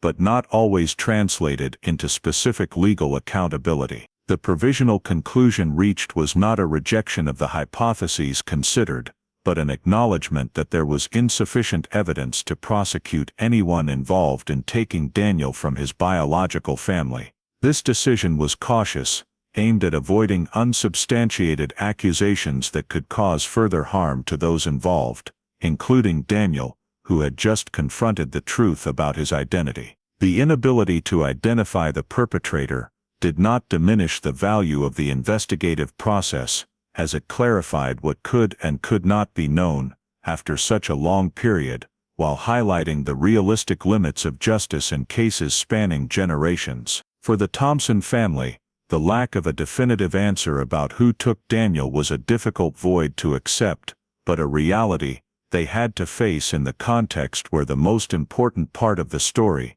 Daniel's existence, had been confirmed. For the investigative system, this tracing phase closed with the recognition that not every question can be answered with evidence, and that sometimes the role of the law is not to deliver a verdict, but to establish truth to the highest possible degree, and acknowledge what lies beyond its reach. The lack of sufficient evidence to prosecute the person who took Daniel closed a major investigative branch, but simultaneously compelled the system to shift focus to another, more profoundly human responsibility, notifying Daniel Thompson's biological family that the child they had lost over 4 decades earlier was in fact still alive. Before any contact was made, the cold case unit proceeded to accurately identify Daniel's surviving blood relatives, based on the family records established in 1970, and subsequent demographic updates over the years. This process was not straightforward, as time had altered the family structure, with some members deceased, others relocated, and relationships no longer regularly maintained. Investigators had to review birth records, marriage registrations, death records, and other residency data to determine who the surviving direct relatives were, who had the closest connection to Daniel at the time of his disappearance, and who would be most suitable to receive the information. This identification was not merely administrative, but also required psychological consideration, as the notification could not be delivered randomly, but had to target those capable of receiving and processing a truth that could upend their entire emotional lives. Once the list of surviving relatives was narrowed, the next step was contacting and verifying relationships to ensure that those notified truly had biological and legal ties to Daniel Thompson. This verification process relied on both historical records and the DNA data used in the identity confirmation phase, to eliminate any possibility of error or confusion that could cause severe emotional consequences. Investigators approached this step with maximum caution, as any mistake in identifying relatives could harm uninvolved people, or further complicate an already highly sensitive situation. When relationships were firmly confirmed, preparations for potential reunions began, not in the sense of organizing an immediate meeting, but in building an appropriate information pathway, so the family had time to absorb, process, and adapt to the new truth. Psychological experts were consulted to evaluate the optimal notification method, balancing the provision of necessary information with avoiding excessive shock for a family that had lived most of their lives assuming Daniel was gone. This preparation included determining the right timing, selecting a safe space for the exchange, and anticipating possible reactions, from denial and skepticism to emotional outbursts. For the investigative team, this was not a purely procedural task, but a situation demanding high levels of empathy and ethical responsibility, as the way the information was conveyed could have long-term effects on the family's ability to heal. When initial contact was made, the information was not delivered abruptly or in full immediately, but through a gradual approach, starting with confirming the contacted person's identity and relationship to Daniel, before slowly introducing the possibility that the 1970 missing person case had new developments. This process aimed to create psychological space for the family to ask questions, express doubts, and prepare mentally before the truth was presented clearly. The Thompson family's initial reactions did not follow a single pattern, but were a complex mix of emotions, from shock and disbelief, to cautious hope, and fear that the hope might once again be dashed. For those who had lived decades with unresolved loss, the news that Daniel was alive brought not only joy, but also resurfaced painful memories, buried questions, and emotions never fully processed. Some reactions were defensive, as the family needed time to confirm this was not a mistake or another false hope, while others revealed deep emotion at the possibility that the child they had mourned for years still existed somewhere. In this early phase, investigators focused on providing basic informational and psychological support, avoiding pressure for specific decisions or reactions, as the goal was not to push for an immediate meeting, but to enable the family to absorb the truth at their own pace. Preparing for the possibility of reunion was thus not just logistical, but a prolonged emotional process, where the Thompson family had to gradually shift their perception from loss to the existence of an interrupted relationship. Throughout this process, information about Daniel was shared selectively, enough to confirm his existence and identified identity, but without delving into details that could cause emotional overload, avoiding overwhelming the family with questions that could not yet be answered immediately. The family's initial reactions thus reflected not only joy or pain, but also the collision between past and present, between the image of a vanished 6-year-old child and the reality that Daniel was now an adult with his own life. For the investigative system, notifying the biological family closed a long phase of verification and opened a new one, where the focus was no longer on uncovering historical truth, but on supporting people in facing that truth in a humane and responsible way. After the Thompson family was informed and given sufficient time to process the truth that Daniel was still alive, the preparation for the reunion moved into a practical phase, where all theoretical considerations had to give way to specific decisions involving people, space, and timing. The reunion was not organized as a public or symbolic event, but was structured with maximum control over factors that could create pressure, in order to allow those involved to face each other in the psychologically safest conditions possible. When Daniel and his biological family members met for the first time after decades, that moment did not follow a single-track emotional script, but was an overlap of many layers of contrasting feelings, where recognition and estrangement coexisted simultaneously. For the Thompson family, the image of a 6-year-old child who had vanished remained a fixed memory in their minds, and confronting an adult man bearing the same biological identity forced them to immediately adjust their perception, as past and present collided in the same space. For Daniel, the encounter felt surreal, because the people before him were both his biological and legal family according to data, yet complete strangers in terms of lived experience, unconnected to any direct personal memories. Confirmation of the actual relationship did not occur solely through emotion or consensus, but was reinforced by facts already established beforehand, from direct DNA results to adjusted legal records, creating an objective foundation that helped all parties understand that this connection was not an assumption or hope, but a verified truth. However, that confirmation did not immediately transform into a feeling of familiarity, because family relationships are built not only from blood ties, but from shared time, shared memories, and repeated experiences over the years, all of which had been interrupted in this case. In the first meeting, interactions typically proceeded cautiously, with long silences interspersed between exchanges, as each side tried to read the other's reactions and search for familiar anchors in a completely new context. Adjusting family roles became an immediate challenge, as there was no existing template for a situation where a child returns after more than 4 decades as an independent adult. The Thompson family had to confront the question of who they were to Daniel in the present, when the nurturing parental role was no longer applicable, yet the biological and emotional role remained strong. Daniel, from the opposite perspective,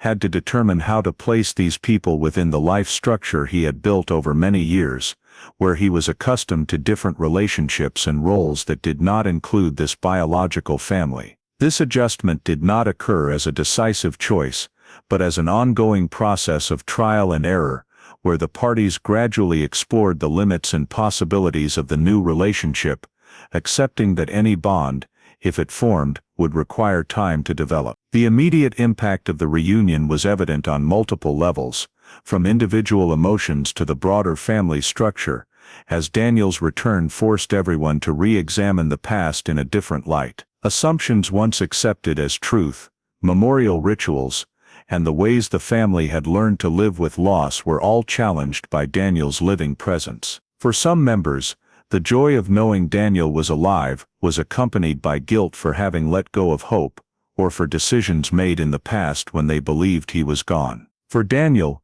the immediate impact lay not only in rediscovering his biological family, but in realizing that his life had another dimension he had never known, a dimension carrying both belonging and emotional responsibility. The reunion also brought changes in how the investigation system and related agencies approached the case, shifting focus entirely to supporting post-reunion adaptation rather than continuing to dig into questions no longer prosecutable. In the private space of the meeting, small details like voice, gestures, and facial expressions became anchors helping the parties seek familiarity, though they could not compensate for the lost years. Daniel's physical presence before his biological family created a sense of authenticity that no document or test result could replace, while also emphasizing the degree of disruption time had caused. The reunion did not end with a complete emotion or a clear conclusion, but with the opening of a new phase,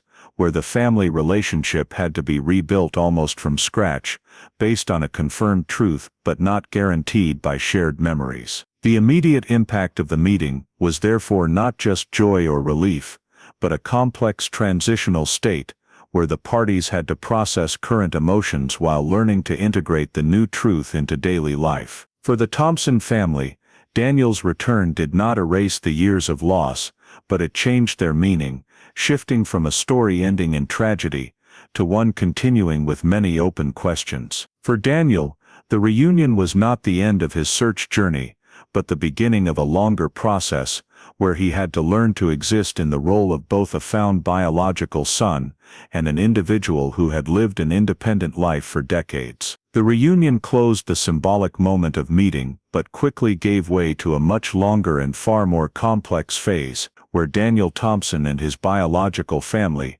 had to confront the profound consequences of the newly established truth,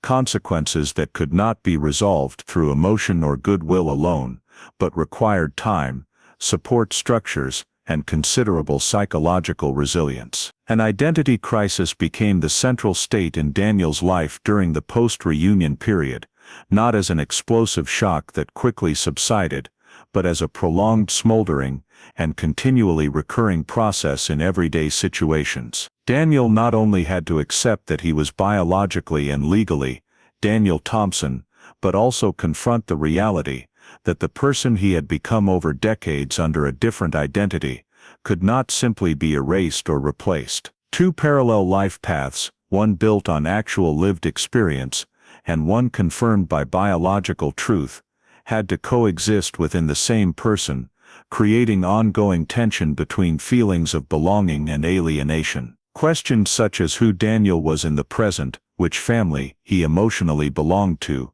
and whether reclaiming the old identity meant abandoning the one he had lived, were not answered definitively, but had to be addressed step by step in daily life. This crisis affected not only how Daniel viewed himself, but also his surrounding relationships, as he had to explain, or sometimes avoid explaining, his origin story to those who had known him under his previous identity. Running parallel to the personal identity crisis was the legal adjustment process, a lengthy and complicated series of procedures to bring the truth confirmed by DNA and investigation into society's administrative framework. This adjustment was not simply a matter of changing a name on documents, but involved reorganizing Daniel's entire legal history, from birth records and identification papers to rights and obligations tied to his identity. The process posed many practical challenges, as the system had to deal with a rare case where an individual had legally existed in society under a different identity for decades, creating overlaps and conflicts that needed careful handling to avoid severe disruption to his current life. Daniel had to work closely with authorities and legal advisors to ensure the adjustment did not strip away existing rights, while establishing a clear legal foundation for the future. For the Thompson family, legal adjustment also carried deep meaning, as they had to update family records, accept changes in the legal structure of their relationship with Daniel, and confront questions about responsibility, expectations, and roles in the life of an adult son they never had the chance to raise. In this context, psychological support became an essential element, not only for Daniel, but for the entire biological family, as each person processed the truth at their own pace and in their own way. Daniel needed a safe space to reinterpret his life, to acknowledge the double loss of the simplicity of his old identity, and of the years irretrievably lost with his biological family. The Thompson family, in turn, had to learn to accept that the joy of their son being alive came with pain over missing his entire growing up process, as well as complex emotions like self-blame, regret, or feeling deprived of a full parental role. The psychologists involved did not aim to impose an ideal emotional outcome, but helped the parties understand that incompleteness was unavoidable, and that coexisting with conflicting emotions was not failure but an inevitable part of adaptation. In daily life, Daniel entered a phase of adapting to a new reality, where the presence of his biological family became a factor to integrate into long-established schedules, relationships, and personal plans. This adaptation did not follow a straight line, but occurred through small adjustments and sometimes setbacks, as Daniel and the family continually negotiated the degree of closeness, frequency of contact, and appropriate emotional boundaries. Daniel had to learn to balance valuing his biological family with maintaining the relationships, commitments, and responsibilities formed in his previous life, accepting that not every aspect of life could or needed to be rewritten. The Thompson family also had to adjust expectations, understanding that Daniel's return did not mean time could be rewound, but rather the start of a new relationship among adults, where affection had to be built gradually rather than assumed. The post-reunion period was therefore not a phase of closure but of continuation, where each side had to learn to live with a confirmed truth that could not erase the lost years. The difficulties arising in this phase did not diminish the significance of Daniel being found, but they emphasized that truth, while bringing relief, also carried profound psychological and social challenges. The processes of psychological support, legal adjustment, and daily life adaptation did not aim for a perfect or absolutely complete state, but sought to help Daniel and his biological family build a stable enough foundation to continue living in the present, where the past was acknowledged, the truth recognized, and the future shaped realistically. Step by step, in acceptance that some losses could not be compensated, but forward movement was still possible. The post-reunion phase, while bringing confirmation and partially closing the search for Daniel Thompson, did not mean that all questions surrounding the case had been answered. On the contrary, it highlighted the remaining gaps, limits imposed by time and historical circumstances on the ability to fully clarify the truth. The biggest and most haunting question was the identity of the person or persons who took Daniel from his biological family in 1970, an identity that, to this day, could not be determined with certainty. Although hypotheses had been considered, from illegal adoption to quiet abduction for long-term raising, no specific evidence was strong enough to pinpoint an individual or group directly responsible for Daniel's disappearance. This absence was not the result of indifference or lack of effort in the investigation, but the consequence of a series of unfavorable conditions: physical evidence, not fully collected from the start, inconsistent administrative records, and witnesses' memories faded over time. The perpetrator's identity thus remained a central void in the story, a void that could not be filled by speculation or reasonable assumption alone, as legal standards of truth required a level of certainty the available facts could not meet. Closely tied to the identity question was the issue of motive, another key factor still beyond the investigation's reach. It was unclear whether Daniel's removal stemmed from personal desire, social circumstances, or opportunistic decisions in the specific context of that era, when child protection mechanisms and administrative oversight had many gaps. The fact that Daniel grew up in a relatively stable environment without clear signs of abuse or confinement further complicated motive speculation, as it did not fully fit typical violent crime patterns. The initial motive may have changed over time, or those involved may have believed their unlawful action led to a better outcome for the child, but these possibilities remained hypothetical, neither confirmable nor definitively refutable. The lack of clarity about motive not only blurred the overall picture, but also raised difficult ethical questions about how society judges actions taken in a different historical context, where standards and perceptions may not align with the present. Additionally, the limitations of a late investigation became an unavoidable factor when reviewing the entire process, as reopening the file, after more than 4 decades, meant working in an environment severely lacking original data sources. Many key witnesses were no longer alive to provide statements, and those who remained had memories distorted by time, media, and repeated retellings. Physical evidence, if it ever existed, had been lost, damaged, or not preserved to modern forensic standards, limiting deeper analysis. Record systems from the 1970s, built for storage rather than analytical retrieval, lacked the detail and interconnectivity needed to accurately reconstruct events. These limitations were not failures of individuals or investigating units, but objective constraints of applying modern tools to a story blurred by time. In this context, each unanswered question reflected not only missing information, but also the asymmetry between present-day expectations and the practical possibility of reconstructing the past. Legal gaps also emerged as a notable issue, as the inability to identify a perpetrator or specific motive left the justice system without grounds to pursue prosecution or establish criminal responsibility. Even in an ideal scenario where the person who took Daniel could be identified, applying the law after decades would face numerous challenges, from statutes of limitations and the death of involved individuals,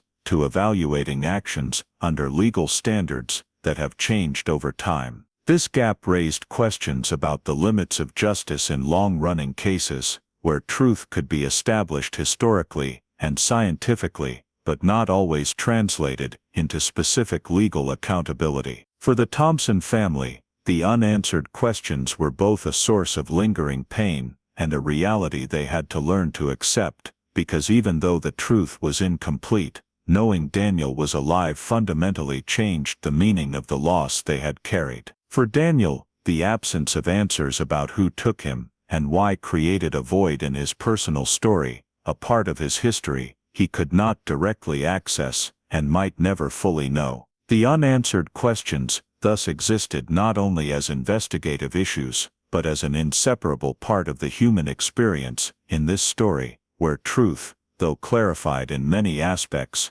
could not reach completeness. Looking back at the entire case, these gaps remind us that there are limits even technology, data, and collective effort cannot overcome, and that in some cases, justice is not about answering every question, but about acknowledging what can be known and what must be accepted as unknowable. The formal acknowledgement of unanswered questions led the Daniel Thompson case to its final stage in its legal life cycle, where the system had to decide to close the file, while knowing that closure did not mean every aspect of the story had been clarified. The file was officially closed with the status that the victim had been confirmed alive, his biological and legal identity restored, but no perpetrator or specific motive identified for his removal in 1970. This decision reflected a careful balance between the duty to continue seeking truth and the reality that no viable investigative direction remained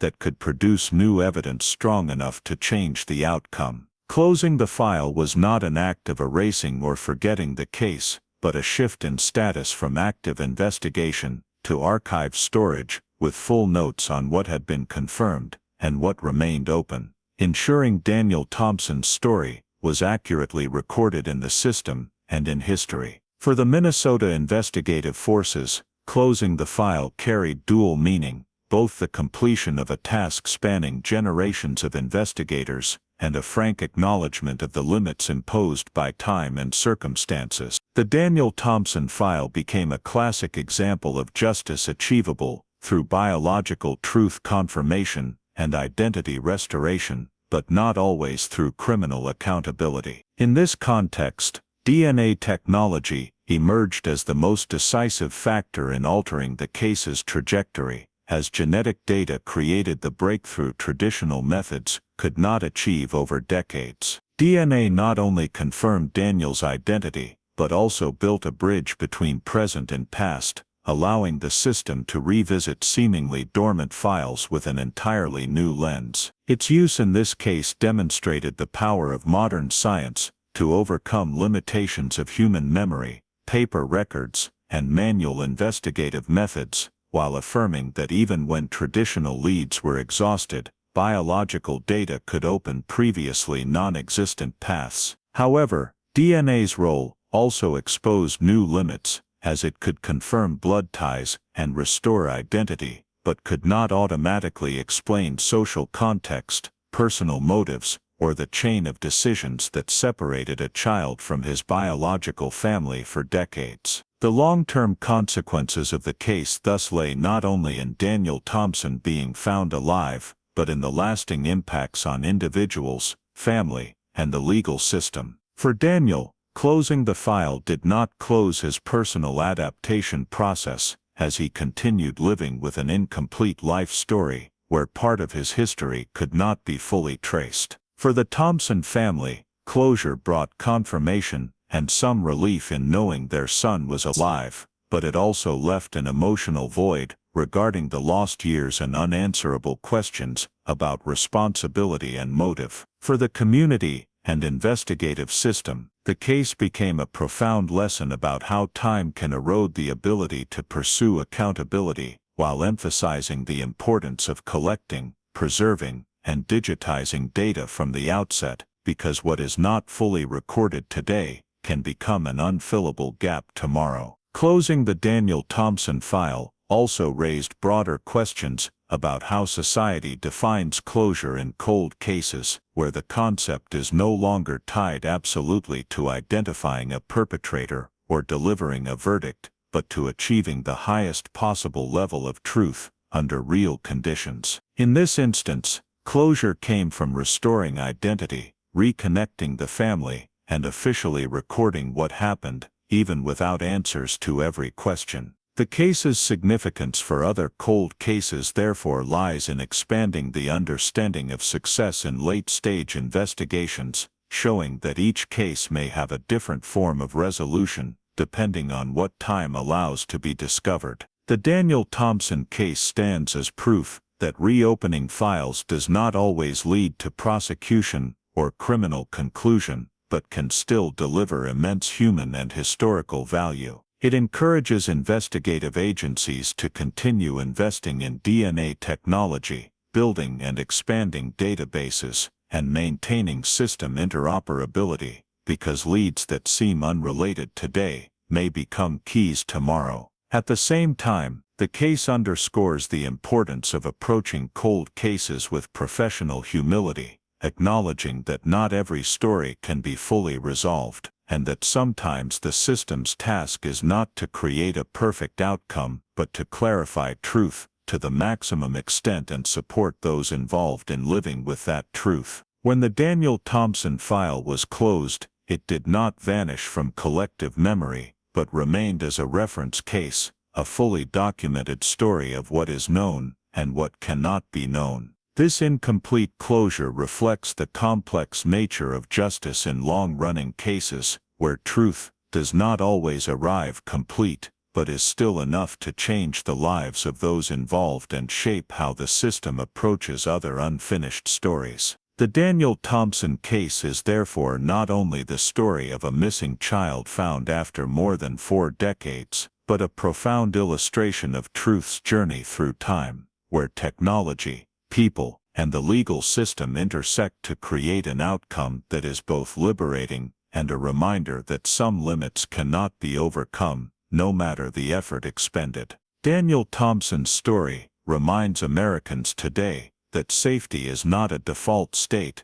but something that must be designed through habits and systems. In 1970, Minnesota, the community was so peaceful that an initial unusual detail was overlooked. A witness noticed something off-standard, but hesitated, reassured themselves, and took no action. Just a few minutes of looking away created a critical gap in the timeline, and that very gap later prevented the investigation from finding a definitive direction, turning the file into a cold case. The practical lesson for American families today is teach children specific safety rules. Don't go with strangers, don't leave an adult's sight, always report immediately if something feels wrong, and train adults in civilized intervention reflexes, ask, verify. Call for help instead of fearing inconvenience or judgment. The second lesson comes from the period when Daniel grew up under a different identity.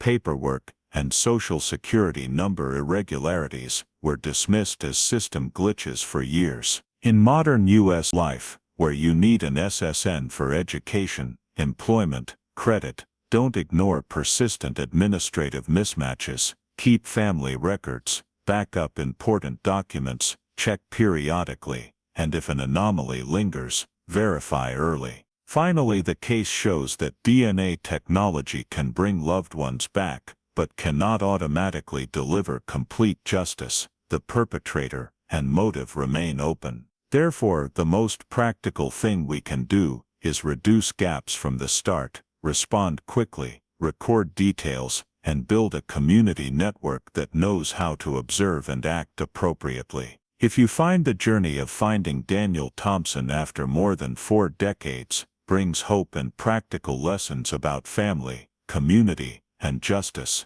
please subscribe to the channel so you don't miss other cold cases still waiting to be retold and viewed in a new light. Thank you for watching to the very end, and see you in the next video, where we will continue together, diving deep into unfinished stories and truths that may still be waiting to be discovered.